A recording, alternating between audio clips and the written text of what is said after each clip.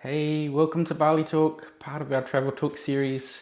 We're going to dig into real comments, questions, and travel tips from around the internet.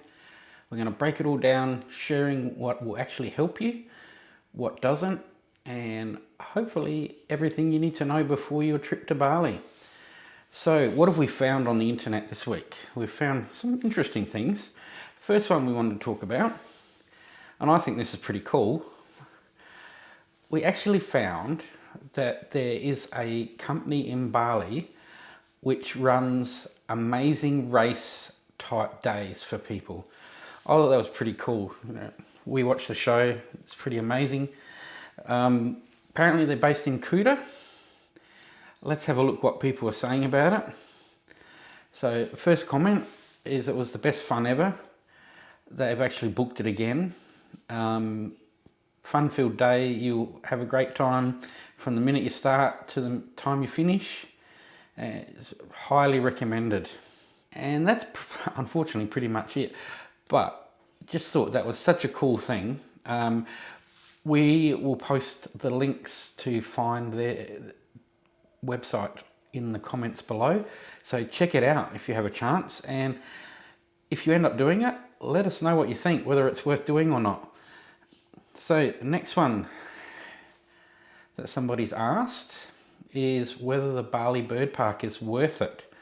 So what have people been saying? First comment, that they loved it. The birds seem to be well looked after. A big enclosure with lots of natural surrounds.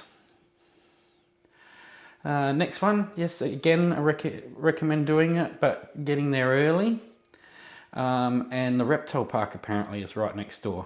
Although they comment that the reptile park wasn't that great, but you may as well go and see it while you're there. Next one, kids loved it. Lots of great experiences and it's beautiful. Next one, person thought it was a bit overpriced, but it's still pretty good. They spent about an hour there and saw everything. An hour's not long, but oh well. Next one, I think it's stunning, very well maintained and immaculate. Yeah, a lot of people saying it's great, particularly for kids. It's one of the things that we're looking at doing when we go back over in May next year. So obviously we'll do video while we're there so you can see what it's actually like. So next one, people are asking the people you see collecting rubbish in the streets. They're asking why do they do it and do they make money from it? Let's see, there was a question here which explains it that apparently they're paid a very small amount, particularly for the plastic bottles. So apparently this person's quoted that they only get about 50 cents Australian, so about 5,000 rupiah. So this is the one I was looking for. So apparently they're employed by the local government to basically just make sure the place looks tidy, but they don't get paid a lot. So again, it seems like a lot of people are commenting. The main thing they're collecting is plastic bottles, which they do get money for, just not very much. So a few people commenting that, they give them some money when they're out and about. So up to you if you want to give them any spare change you might have.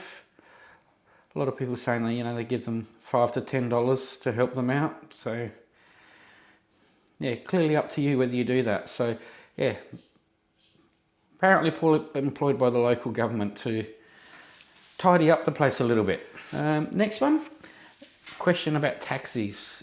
They're asking, do taxis in Bali accept card payments or is cash needed? You can do both. I'm not sure about cards if you're flagging them down the street, but if you're installing the provider's app, so Grab or Bluebird, you can link your card in the app. So and if you pick the fixed price option, you can actually just pay for it through the app. Otherwise, you just give the cash to the driver at the end of your trip. So yeah, easy one to answer. The next one, hopefully we get some good ones here. The question is, what's the funniest thing that ever happened to you in Bali? First comment, while they were walking on the main street in Ubud, apparently there was a guy in the street holding a sign saying free hugs. And when they went up and gave him a hug, he just whispered in the ear, do you want a taxi? Next one, Sudden downpour. So they ran into a crowded sandbar in Kuta, went to the bar to get a drink, and thought the guy next to her was touching her leg. And in horror, she pushed him away. The next thing, apparently all the girls started screaming because a giant cockroach was running around terrorising everyone, and that's what had ran up her leg. And she says she was so embarrassed. They all had a good laugh and apparently apologised to the guy.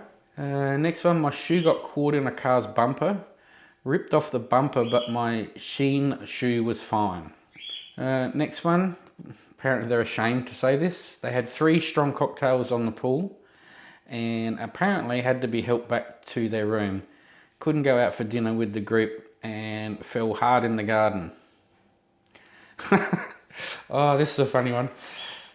So apparently this person pooed themselves with light linen pants on. Apparently it wasn't funny at the time. Next one, husband got stuck in the toilet of a flash hotel while she drank her beer in the lobby. He managed to break free after about 15 minutes, sweating bullets. Next one, apparently my friend got stuck in a water slide at Waterbomb. Had to climb out an emergency hatch. Note, do not wear a rashie on a water slide. Next one, unexpected dose of barley belly. Obviously the person's leaving it to the imagination what actually happened. Next one, apparently stack a quad bike 3 times. I did that once. Unfortunately, we probably didn't pick the right quad bike tour. It was actually quite a hard one. Basically riding down creek beds and you could not see the bottom, which was quite rocky. And yeah, front wheel sort of hit some rocks and sort of went direction you didn't want it to go and sort of went up the embankment a little bit and tipped me over. Luckily I managed to get out of the way before the bike tipped. But next one, got peed on by a monkey. Apparently the monkey chose to be directly above the person when they were peeing. So yeah, yuck. Hopefully never experience anything like that. Next thing, I was told that the villa I bought off the plan would be built to Australian standards. Not from what I've seen on building in in Bali. Next one, went for a supper to a restaurant that had a ladyboy show. Didn't know that they did that. Very embarrassing for my grandsons. And that's it for that one. I thought there might have been a bit funnier things happen. Now this one, apparently this is a bit of a myth. So the person has asked, what do all the different colour bags mean when you buy something? Yeah, that's the comments here are basically saying that's an old wives' tale. So apparently what happened is when you buy something in one of the stores where you potentially need to bargain, is once you've purchased the item, the bag that they would put it in would be different colours to indicate to other store holders how good you were at bargaining. Apparently that is a old wives' tale. And quite a few people comment that if you just take your own bag, that becomes a non-issue anyway. Although someone has commented that apparently if they give you a black bag, you won't get hassled because apparently that means you bargain hard. And apparently a shop owner told her that. So yeah. Apparently it used to mean something many years ago, but not so much anymore. So yeah, if you hear people talking about that, apparently it's not true. Next one is a recommendation about monkey forests. I mean, we covered that in episode 1, I think, about the amount of people talking about bad experiences at the sacred monkey forest in Ubud.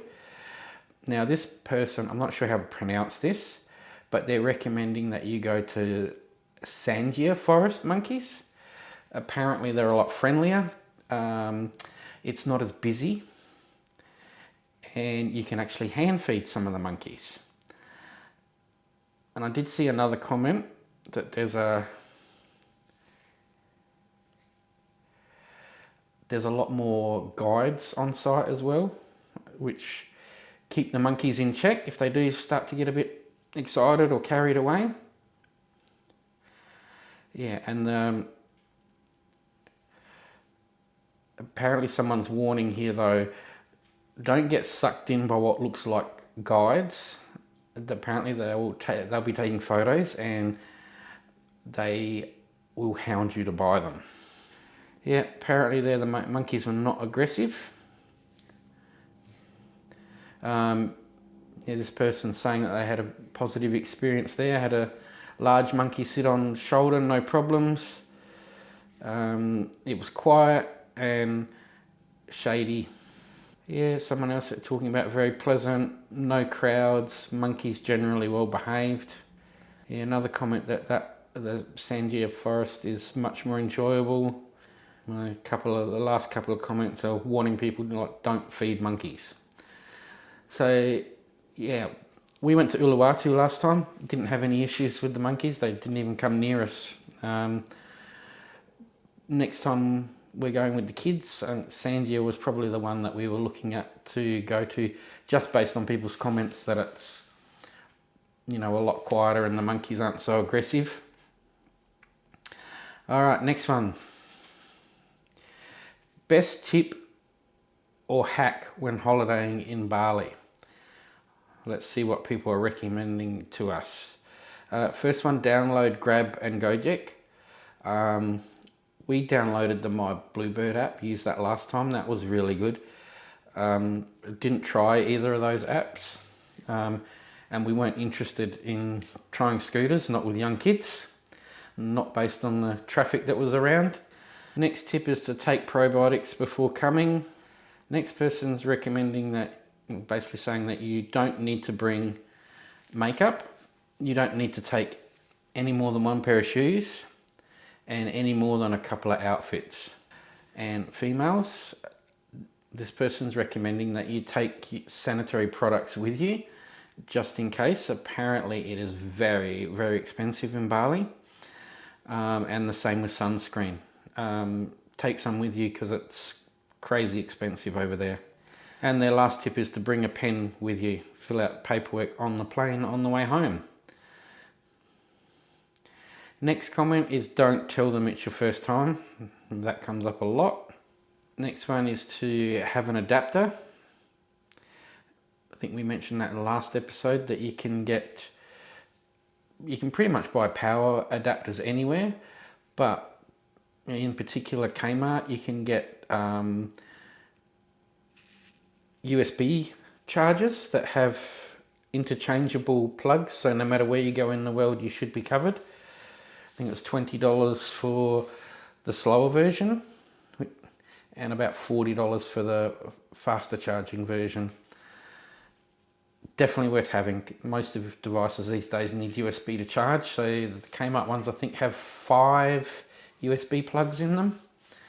Definitely worth having, particularly because they're interchangeable. The next tip is telling us to maybe learn a few basic Indonesian words. You know, simple things like thank you, how much, no thank you, just that sort of thing. Someone is recommending here that you download a touch alarm for your phone and activate it when going for a massage. If bag is moved, it'll go off. So obviously it sounds like that person might have had a bag or phone stolen while they were having a massage. So next person is recommending hiring a private driver. They're quoting $35 to $40 a day. That sounds a bit lower than what most would charge. Probably about 60 to 70 is around the range that most people charge. And that's looking, you know, that's an 8 to 10 hour day. So you're getting for that. I think our driver, Shirley, we'll put her details in the comments. I think it's about $600 100,000 rupiah for an 8 to 10 hour day, and then 100,000 rupiah for every hour after that. So she's pretty good.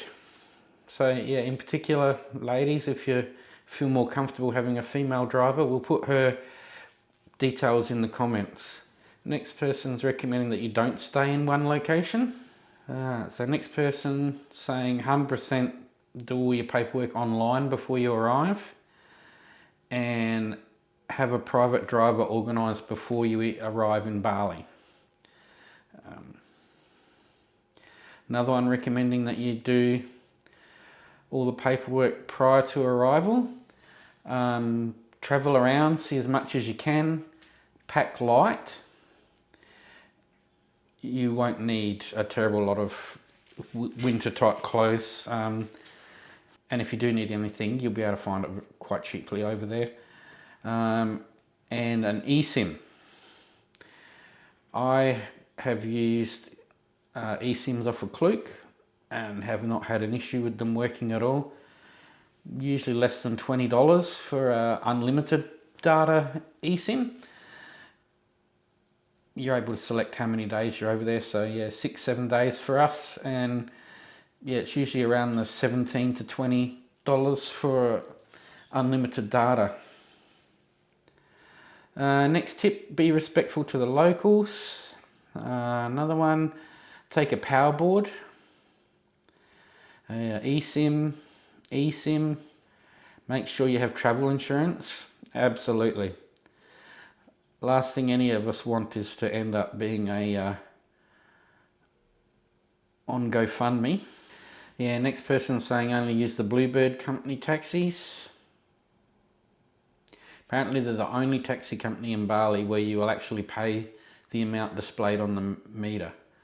No surprises, no surcharges. I would actually recommend, as I mentioned before, going a step further and actually having that, having their app installed on your phone, which works similar to Uber. You basically put in, well, it'll pick up, if you've got an eSIM, yeah, it'll pick up where you are. You put in where you want to go. It will give you two options to run the meter, or a fixed price option. And we generally just went with the fixed price option because yeah, traffic can be significant. So yeah, fixed price option, and we would usually give the driver, you know, whatever other change we had left over, small denomination change we had, you know, 5,000-10,000. But yeah, I thought the Bluebird app was brilliant. Next one, and this is probably going to be an issue for us when we go back next year, unfortunately, Labubu dolls. So apparently there is a legitimate Pop Mart in, I think, the Beach Walk shopping centre. The fake ones, which generally aren't called Labubus, I think they're called Lafufus or something like that. I imagine we're probably going to see them everywhere, and we're going to have to keep a very close eye on our youngest because she will spot them and just run off, which, you know, if you're familiar with the traffic over there, we don't want that happening. So yeah, so first comments confirming that there's a legit Pop Mart in the Beach Walk shopping centre in Kuta.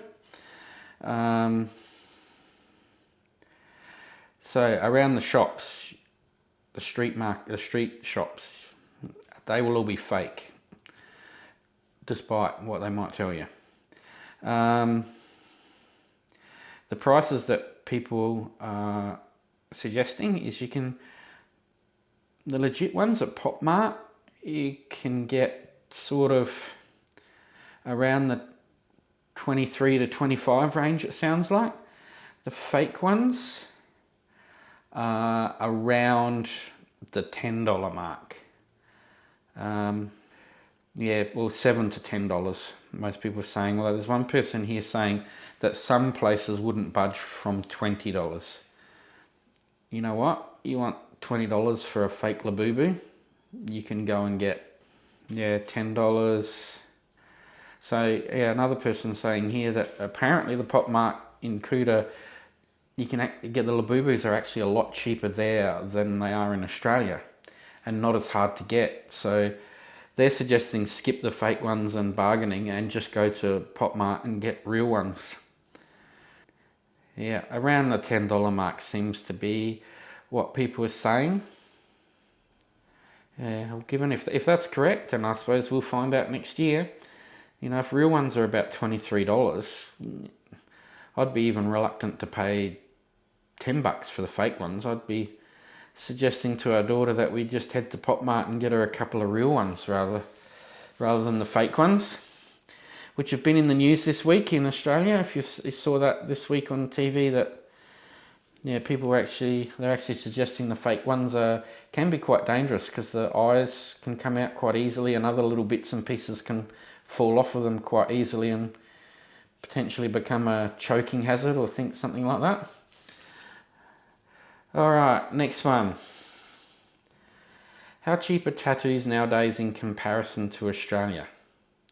So apparently their last one in Bali was about 12 years ago and it was roughly about 1/6 of the cost of what it would cost in Australia. So yeah, about 1/2 to 1/4 of the cost of Australia is the comment from one of the more well-known people in these groups. Another person paid $400 for 6 hours in August. No colour though. $13 for half leg sleeve by a good artist. Next person's saying they inquired at about 6 different tattoo places around Leggy and Kuta. Apparently 5 of them quoted Australian prices. Only one of them was reasonable.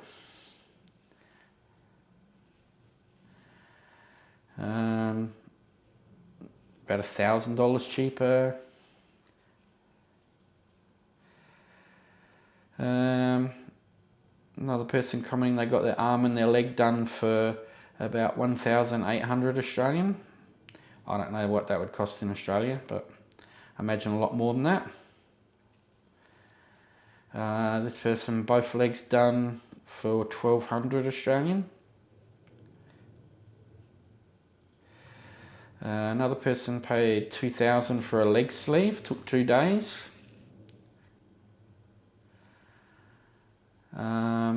Another person, not a full arm sleeve, but like, you know, that sort of looks like, for $500. Another person with a thigh tattoo, they're saying it was $500 and they were quoted $1,000 in Australia. Another comment, large tattoo that was quoted $5,800 for in Australia, cost $2,200 in Bali 2 months ago. Another one, half sleeve done in January for $1,000 in Australia, quoted $2,500. Next person, they got their full back done, cost only $1,900. And that's probably enough for you. Most of that tells you that, yeah, it's still, if you go to the right places, some of them were expensive. For the one I got done, I got quoted some pretty ridiculous prices from a couple of places. But we ended up going with Anchor Tattoo, who, for both me and my wife, I think it cost was about $200. Probably for something in Australia which would have cost $400 to $500. So yeah, if you go to the right places, it'll still probably be about, like that person said, about 1/2 to 1/4 of what equivalent would cost in Australia. So the next one. What's the biggest mistake you see tourists making in Bali? And the first comment, we've covered this plenty of times, saying it's your first time to Bali. Drinking the tap water. People on scooters that don't normally ride, no helmet and thongs. No helmet. Foot crossings, thinking cars and bikes are going to stop for them. I actually found that they generally do. And I wouldn't try it on Sunset Road or somewhere like that though, but generally the streets around Kuta and Legion, as long as you just don't bolt out in front of them, if you just take your time, the cars and the bikes will stop for you. Next one, get on the back of motorbikes without helmets. Oh yeah, we saw plenty of that, even from the locals. Yeah, another one, no shirt, no shoes on a scooter. Yeah, hiring a bike when you've never been on one before. Yeah, driving motorcycles. Oh my God. This one, resting in warm water current around the swim up bar. I think most people would know what he's talking about. Yeah, riding a scooter.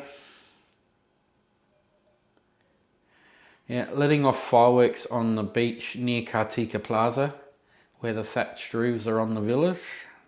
Yeah, sounds like that person might have created a problem. Driving a scooter. Oh, again, another Bali hater, I'm guessing. Getting off the plane. Oh dear. Someone's commented, not giving the grab between the legs test before taking it home. We'll leave it at that. Renting a scooter without driver's license or any driving experience. We've covered this one before, yeah. Falling for the timeshare competition prize. Jumping on a scooter with no clue.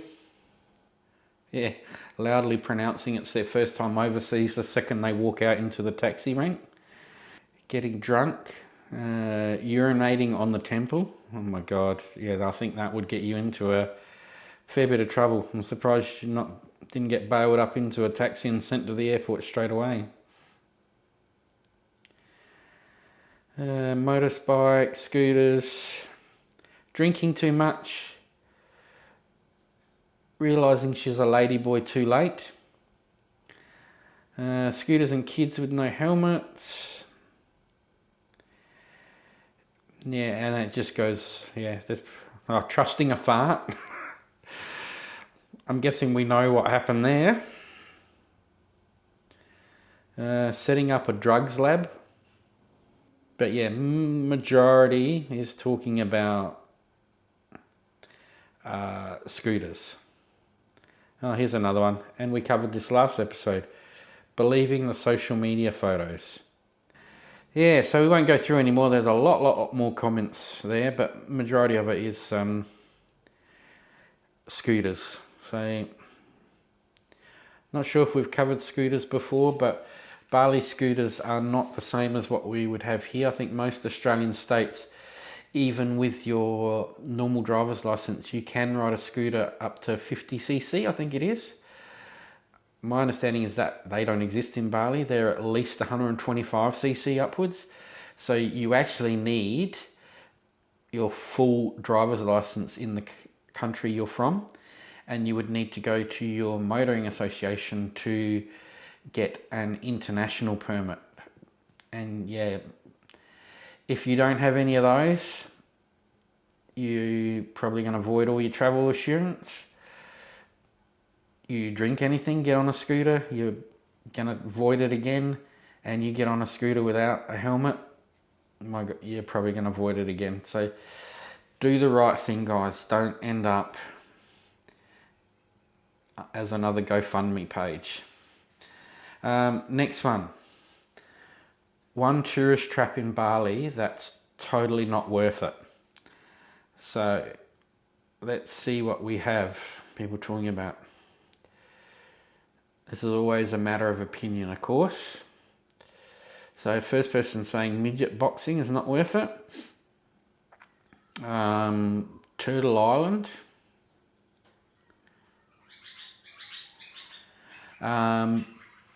Next person is just a tip. They're basically saying to book things locally once you're there, not online before you go. Apparently it's much cheaper to book while you're there.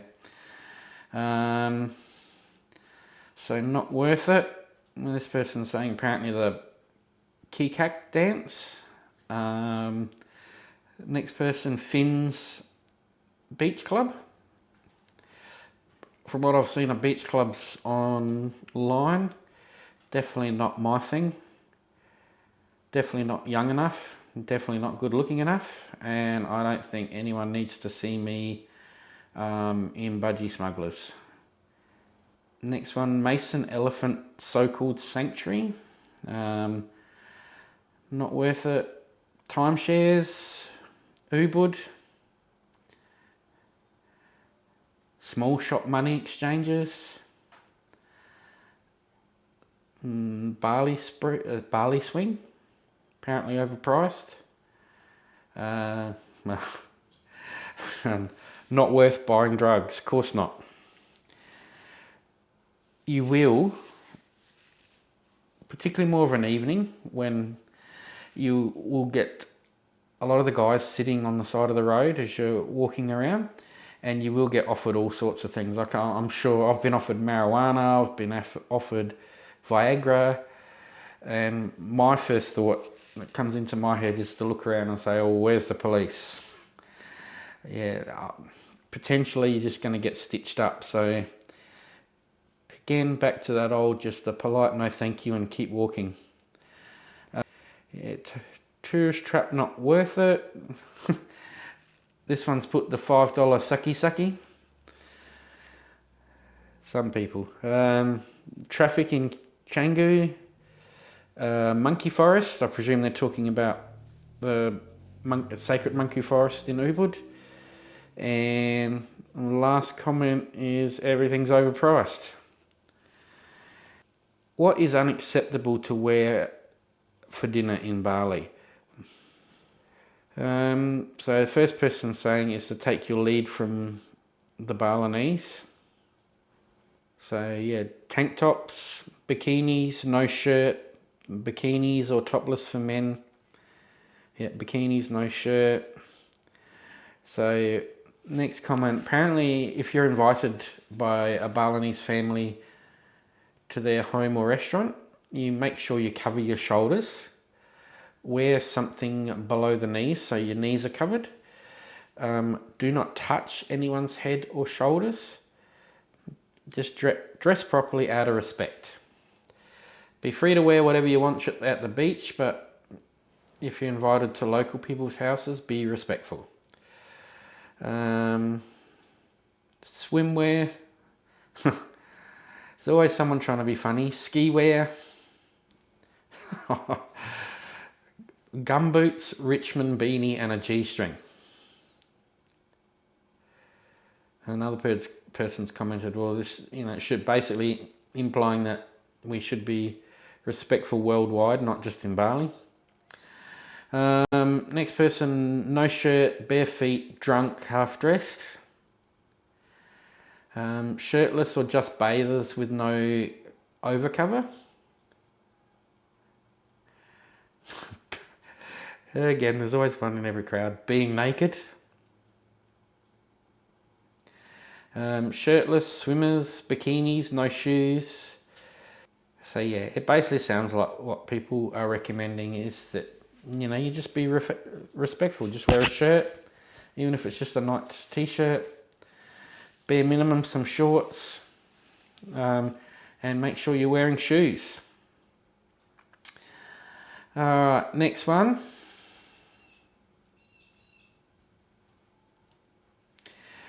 Is a post about tipping. So, apparently, now this post has come from a well-known person within the groups who actually lives in Indonesia or lives in Bali. Apparently Bali does actually have a minimum wage. How well that's enforced and whether everyone's actually getting that, who knows. So tipping is not expected. So what the comment says is the minimum daily wage is 100 to 120,000 rupiah. And that might not seem like much to us, which, it isn't much to us. 10 to $12. So what this person is saying is tipping isn't always a good thing. So, you give someone a $100,000, $200,000 tip, thinking, oh, that doesn't mean much to me, think you're helping someone. What he's saying is that tipping that much is 1 or 2 times the minimum wage in that country, and just for one person. So if 2, 3 or 4 people do that throughout the day, well, now, what this person says, and it makes sense, is excessive tipping like that can lead to things like inflation, as well as workforce imbalance issues. So Indonesia is no different from any other country. People are going to go where the money is. We all want to, do the best we can for our families. So, what he's basically saying is if people know that they can go to Bali and potentially earn 4, 5, 6 times the daily wage, why would they bother going on to do further studies? So, go to university to become things like pharmacists, engineers, accountants, etc. And in the longer term, that can create a shortage of skilled people in those fields. So he's basically saying, make up your own mind, tip whatever you want. Just keep in mind that it's not expected. And, well, it might be expected, but it's not required. Just be mindful of how much you tip. So, giving someone 100,000 rupiah, you're basically giving them a day's wage. So, maybe for a good service, maybe 10 or 20,000 might be more appropriate. I don't know. But I understand what he's saying, and, it's true that over a period of time, that can happen. And, it may not be coming from the Balinese, but, it can be pretty obvious when you're going around the place that, we're viewed as having lots of money just because we can afford to go there. And they're all trying to get as much of it out of us as they can. So, last one that we'll talk about today. So, what is the best travel tip you wish someone had told you earlier, or Bali travel tip, to be specific? So, first one on the rank, first cab off the rank. Don't fart. Next one, you don't need to take a suitcase going over. All your swimwear and clothes and things like that you can buy over there. Take a carry-on over, buy a suitcase over there, and fill it up with clothes, basically. Don't forget to take Vegemite. Next person saying don't overpack, download Grab, and never say it's your first time in Bali. That comes up a lot. When handling money, don't bite your nails or put your fingers near your mouth or nose. Money carries a lot of germs, easy to get Bali belly. So that's what we always recommend to people. Have that hand sanitizer with you at all times. Anytime you touch something like that, money, shake hands with someone, going to the toilet, touching menus, make sure you're sanitizing regularly. Change your money in Bali. Take sunscreen with you. This person's tip is try and slow down when in Bali. Just be respectful and easygoing. Next person, don't be scared to eat street food. Eat where the locals eat. And I think we might have covered that in one of the previous videos. Busy means good. So if you're walking down one of the less touristy areas and you see the warongs around, if it's really, really quiet, and potentially if they've got cooked food out on, food that's already been cooked out on display, maybe not so good. But if it's really, really busy, things are made to order, that's probably a good sign and you should be fine. This person recommends you take a dry bag with you if you're going during wet season.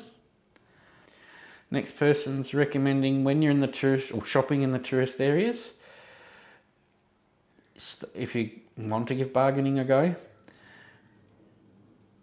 your counter offer should start at 75% lower than the original asking price of the seller.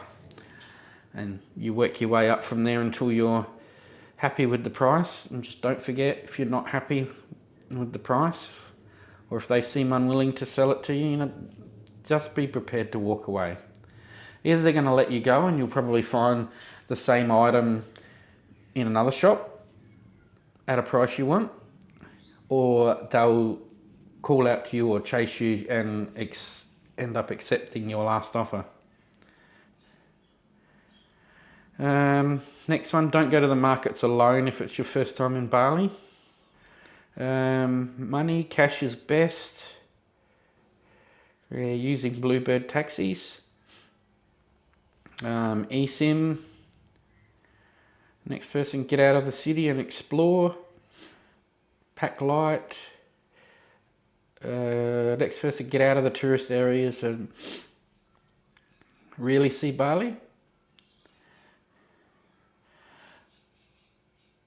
Now, a couple of things here that someone's mentioned, and you will see them as you're walking around the streets. I forget the name of them, but you'll see the little boxes with the morning's offerings. You usually have incense burning, some flowers, things like that.